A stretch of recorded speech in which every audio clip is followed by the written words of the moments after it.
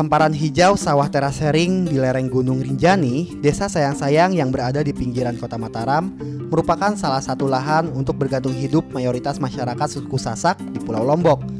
Bertani adalah salah satu mata pencarian masyarakat Sasak, di samping menjadi nelayan bagi mereka yang tinggal di pesisir.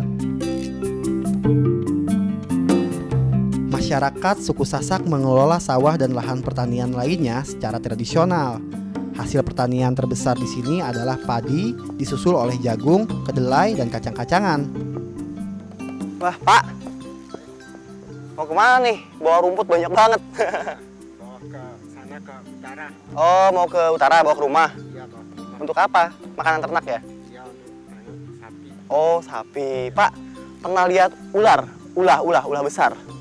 Kalau besar itu nggak pernah, Jarang ya, Pak ya? jarang. Tapi pernah lihat ularnya? Iya, pernah. Di mana, Pak, biasanya? Di sana kalau di kampung saya ada, di sana di Ujang Kolak Oh, iya. Di daerah-daerah sini, Pak? Daerah sini ada? nggak ada di sini. Oh, jarang ya? Ya, jarang. Oke deh, kalau gitu. Oke, makasih, Pak. Ya, Oke, yuk, lanjut yuk. Lewat rupanya.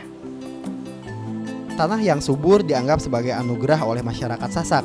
Di sini tak hanya tanaman yang bisa tumbuh dengan baik, satwanya pun bisa hidup dengan berkembang biak tanpa adanya gangguan dari predator pemangsa. Karena di Pulau Lombok bisa dibilang tak ada mamalia besar yang sangat ditakuti seperti harimau dan macan. 2 ekor ular ini adalah ular tidak berbahaya. Warna kulitnya yang memantulkan warna pelangi jika terkena sinar matahari membuatnya disebut sebagai ular pelangi.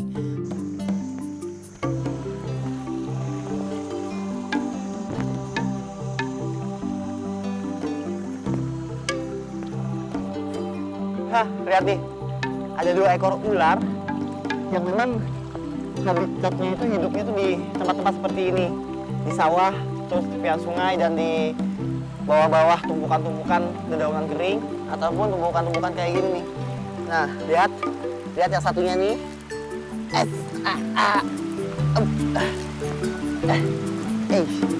Dia lari. Nah, ini dia nih. Ternyata ada 2 loh. Lihat. Nah, ini satu lagi. Ini namanya ular pelangi. Ular pelangi ini kenapa disebut ular pelangi? Karena warnanya ini, warna dasarnya sebetulnya berwarna coklat dan putih di bawah perutnya. Lihat nih. Kalau misalkan kita angkat dan jemur di atas sinar matahari, di bawah sinar matahari, ular ini akan mengeluarkan warna-warna yang bagus banget tuh, lihat. Warna kuning, biru, sama agak kemerah-merahan. Warna-warni pelangi yang muncul dari kulit ular ini sebenarnya berasal dari lapisan transparan pada sisiknya. Warna asli kulit ular ini sebenarnya coklat atau abu-abu kehitaman. Ular pelangi ini juga bisa kita bilang ular darat tapi setengah ular air. Kenapa? Karena selain dia hidup di air, dia juga sering berjalan di darat. Mungkin dia suka masuk juga ke daratan, ke dalam perkampungan penduduk ataupun ke hutan untuk mencari makanannya. Makanan ular ini sendiri berupa belut sawah, lalu katak-katak kecil dan tikus-tikus kecil juga dia mau makan. Tapi biasanya dia lebih memilih untuk memakan belut. Maka dari itu ular ini banyak ditemukan di daerah-daerah perairan seperti sungai ataupun sawah. Bermain dengan ular pelangi ini sebetulnya tidak berbahaya. Tapi kalau misalkan dia merasa sangat terancam dan merasa dirinya itu sangat terpojok, biasanya dia baru menggigit. Tapi gigitannya itu nggak akan mengakibatkan apa-apa. Karena selain ular ini tidak berbisa, ular ini juga tidak memiliki gigi yang sangat tajam. Dia giginya kecil-kecil. Nah, lihat, ular ini memiliki kepala gepeng, agak lonjong sedikit tuh. Nah, itu cara menyerang dia tuh. Wah, hanya segitu aja. Jadi nggak nyerang mendadak gitu, nggak. Lihat. Ular yang sangat cantik ya. Sekarang lebih baik Pak mengembalikan ular-ular ini ke sini nih. Oke kawan, nyari belut lagi ya. Yang membuat terik matahari semakin menyengat di kulit. Kondisi seperti ini setiap hari dirasakan oleh para petani yang bekerja menggarap lahannya di area pesawahan. Dengan berjalan di pematang sawah di balik terik matahari, saya dapat merasakan apa yang dirasakan oleh para petani kita selama ini.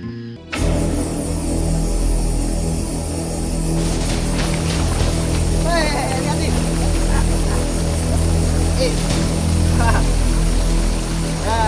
ini kobra yang memang bisa dibilang endemik ya. Dia lokality, jadi kulitnya itu memang hanya bisa kita temukan di daerah ini dan Bali. Lihat, kobra ini berwarna coklat serta bintik-bintik krem sedikit. Kondisi tubuh yang sudah mulai kelelahan seperti saya saat ini sebenarnya sangat berbahaya jika harus berhadapan dengan ular kobra. Menghadapi ular kobra haruslah berhati-hati dan tetap berkonsentrasi, karena ular kobra sangatlah berbahaya, terutama semburannya yang bisa membuat mata buta. Cara aman untuk bisa memegang ular kobra yaitu kita harus tetap menjaga jarak dengan reptil penyembur yang satu ini. Setelah ia merasa tenang, baru kita bisa menyentuhnya secara perlahan. Biasanya ular-ular kobra itu senang sekali tinggal di lubang-lubang bekas lubang tikus. Tikusnya dia makan dan lubangnya ditempatin. Dan lihat, tepat di belakang pagi ada banyak sekali lubang tanah. Lubang-lubang bekas tikus di sawah biasanya menjadi sarang ular kobra setelah sebelumnya ia membunuh tikus penghuninya terlebih dahulu. Karena ular kobra bukanlah binatang pengerat yang bisa menggali tanah untuk dijadikan sarang. Ternyata benar. Lubang yang di sini tempatnya ular. Ada satu ekor dan tadi melihat kepalanya. Kepalanya sedang menghadap.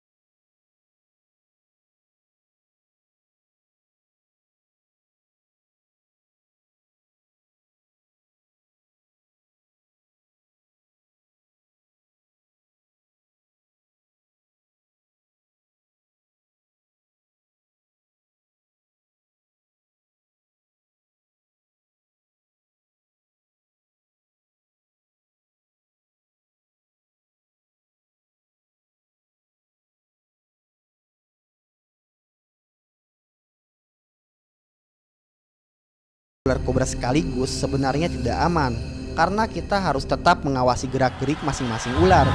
Serangan-serangan ular kobra serba tidak terduga, karena terkadang ia bisa menyerang secara tiba-tiba meskipun sebelumnya tampak tenang.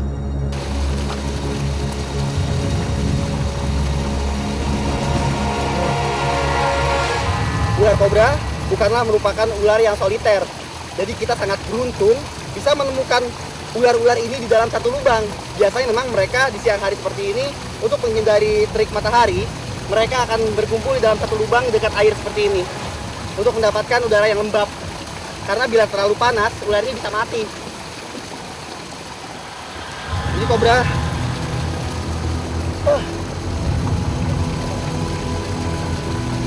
Kayaknya lebih baik kita masukkan lagi ke dalam lubang.